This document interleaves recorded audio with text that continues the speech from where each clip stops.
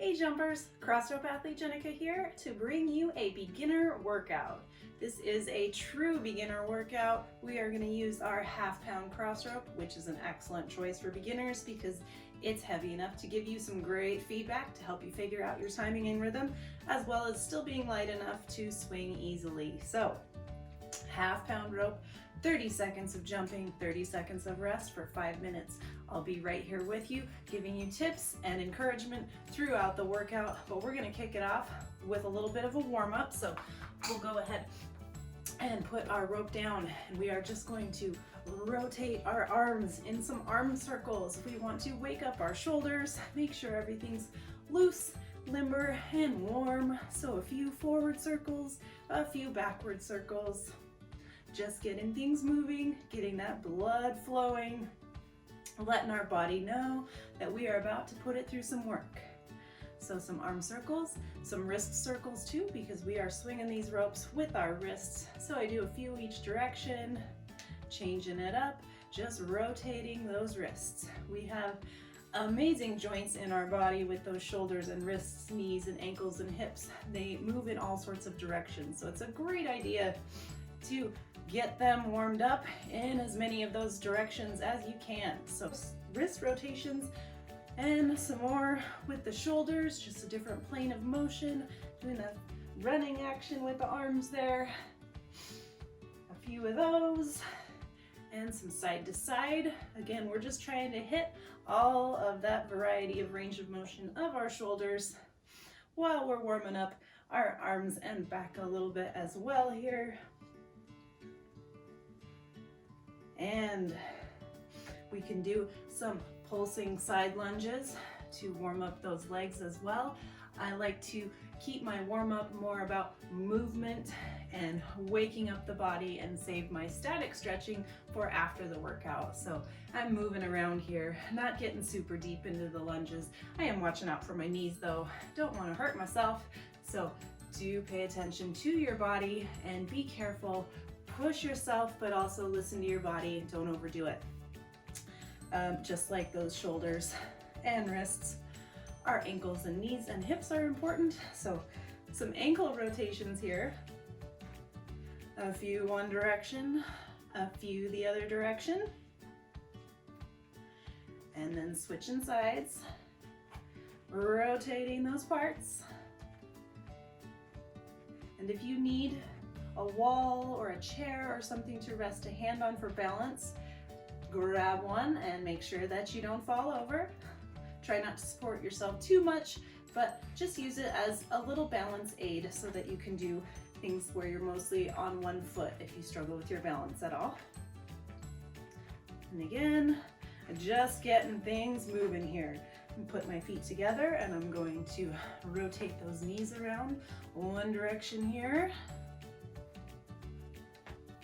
And then go the other direction. And swing my leg around. Really open up those hips. Keeping our core engaged. That also helps with balance throughout our workouts, is using that core. Having a nice, strong core really helps you out with overall balance and coordination. All right. Now we can do a few jumping jacks. And if the jumping jack is a little too high impact for you, you can just do a step to the side and raise those arms. Again, we're not going for max calorie burn here. We're still just getting warmed up, getting that heart a-pumping, getting ready to get into our workout. Maybe throw in a few body weight squats. So do make sure that you're sitting back into those glutes. If you need a chair behind you, that can be a good way to remind yourself to really sit back into your glutes and not bend over forward. So you're sitting back into those glutes. We want our knees in line with our toes. We don't want to shoot our knees way forward. We don't want to bend over. We're squatting. So squat down as low as your mobility and fitness level allow. And don't forget to squeeze your glutes at the top of your squats. And again, we're still just getting warmed up here. And just a few. Another one you can also do is just a reverse lunge. just activating more parts of our body. Nice and slow and controlled. And all right, I'm feeling ready to get started. Hopefully you're ready. If you have any other body parts that give you a particular issue, then you'll definitely want to spend a little more time focusing on warming up there. Let's grab this half-pound rope. We're using our slim handles here, so we've got our nice handshake grip. There's this nice groove in the handle. Perfect place to put that index finger and that thumb. Lightly gripping like you are shaking someone's hand. So the handle is actually about the base of your fingers, just into the palm of your hand.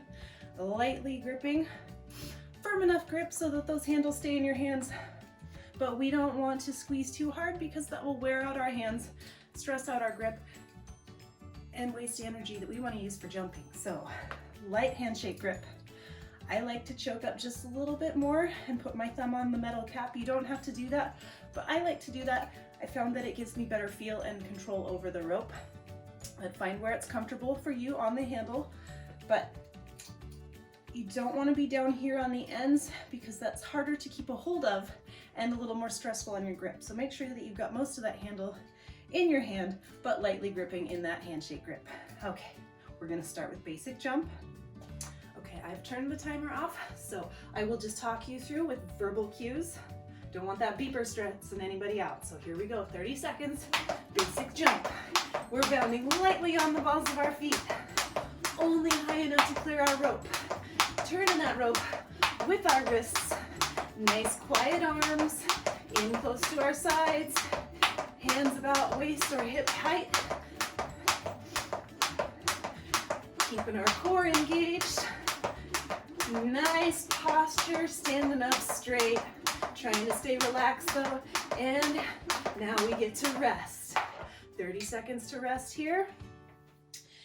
Do make sure that you're bounding straight up and down on the balls of those feet. Only jumping high enough to clear that rope. So we don't have to leap way in the air. We also don't want to land flat-footed or on our heels. That's harder on our body and can stress out our feet. So if you need to put that rope down and work on jumping on the balls of your feet, you can do that. And we're about ready to start jumping again. Here we go, 30 seconds again. Just basic jump today. We are just getting started on our jump rope journey. So we're keeping it simple, building up. Our bodies need time to adapt to jumping. So give yourself extra rest days. Don't overdo it at the beginning. We're almost through this 30-second interval. Keep going if you can, but take a break anytime you need. And now we rest for 30 again. So if you need more rest, always take it. Listen to your body. We want you to push yourself, but as you're just beginning, be patient with yourself, be kind to yourself, give yourself time to build up your strength and endurance, and let your body adapt to this new activity. We want to remember to keep breathing throughout our workout. And here we go again, 30 seconds of jumping. Let's do it.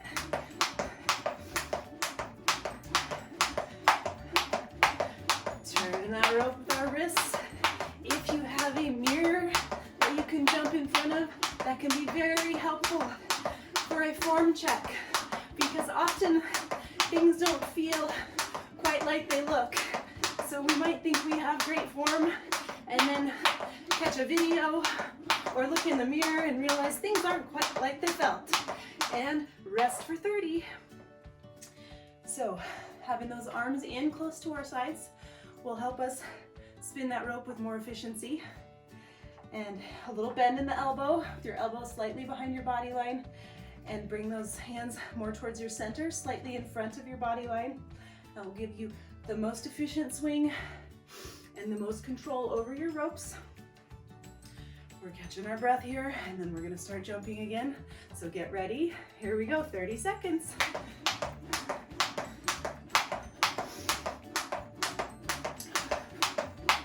And don't lock those shoulders up.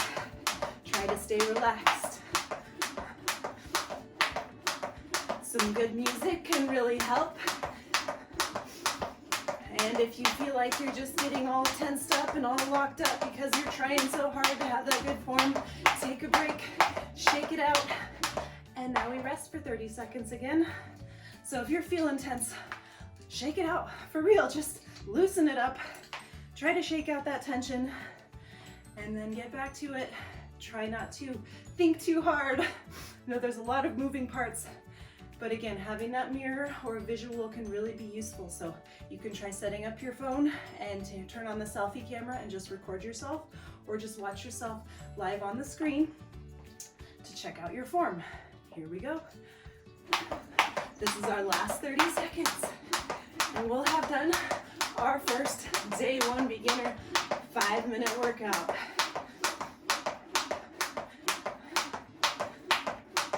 Keep them loose.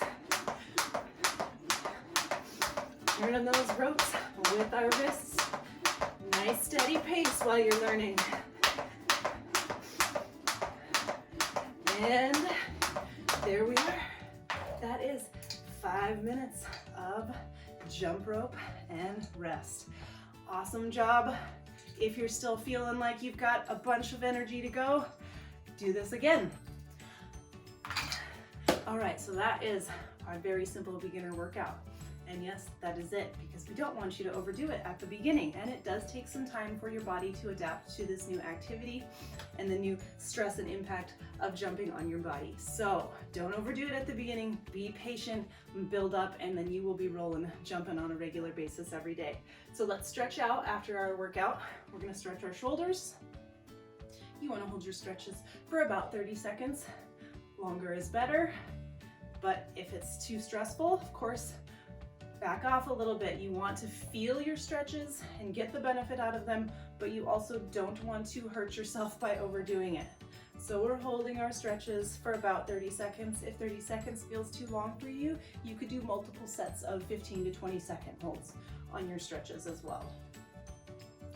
And now I'm gonna switch to my other arm. And I'm just pulling that shoulder back, pulling my elbow back with my forearm on my other hand to get a nice stretch in your shoulder here. And don't forget to breathe while you're stretching. We want to keep breathing. Stay nice and loose. And we are almost there. We do use our entire body while we jump rope, so we want to stretch out our whole body too. All right, another arm and shoulder stretch is the over the head one here. Trying to get that hand about in the middle of your back and pulling over with your other arm to get a nice stretch in the back of the arm there. And again, don't forget to breathe. And now we will switch sides. Get that other arm. Same thing, nice bend in the elbow. Try to reach down in the middle of your back and pull down a little bit there on that elbow to make that stretch a little more intense. Again, listen to your body and your fitness and your mobility levels. You have to push yourself, but don't overdo it. All right.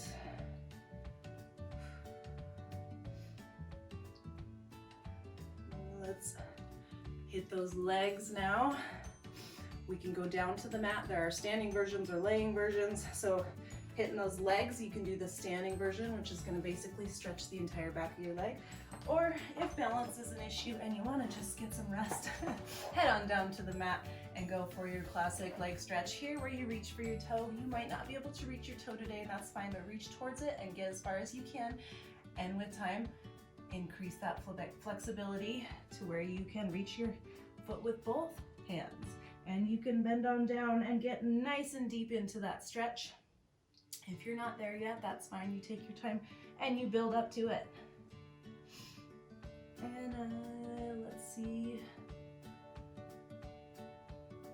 I started in the standing one, came down here, so I think it's about time to switch.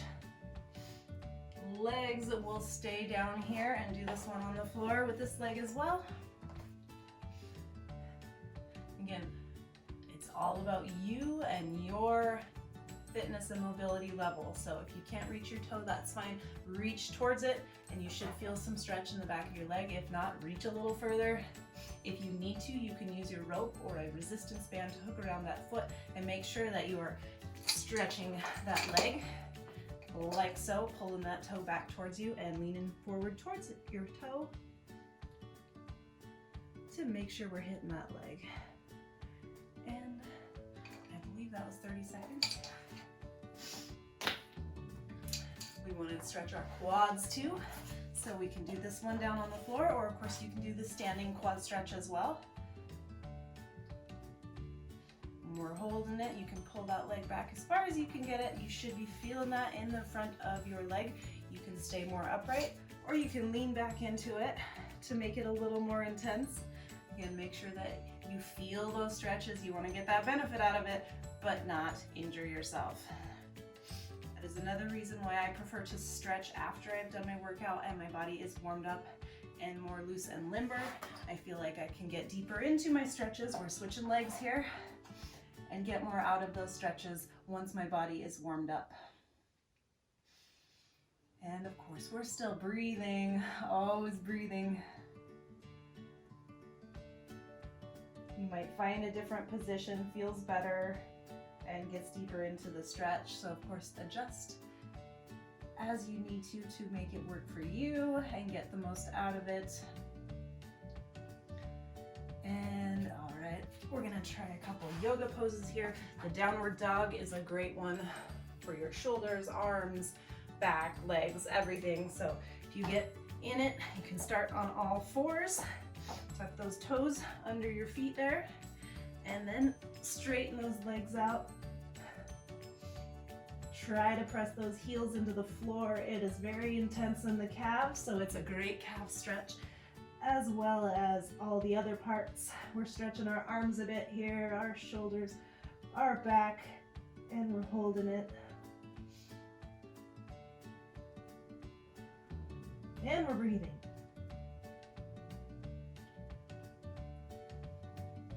That one is very intense, so if you need to back off a little bit and then go back into it, that's fine too. You can do that. We're almost there. All right. Another good one I like to do for the legs is the classic runner stretch, where you've got the one leg up and your back leg extended like you're about to start sprinting in a 100-meter dash, and we're just holding that. You can extend that leg back as far as you can get it and get deeper into that stretch.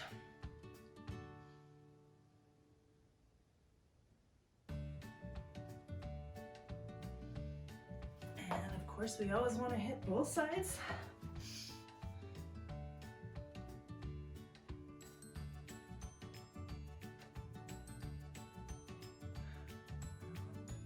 We are almost done here.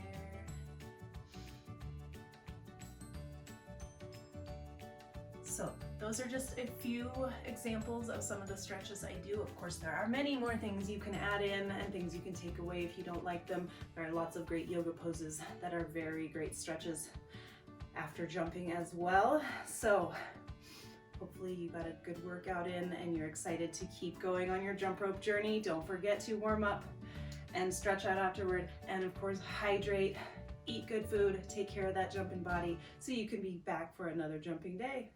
Happy jumping!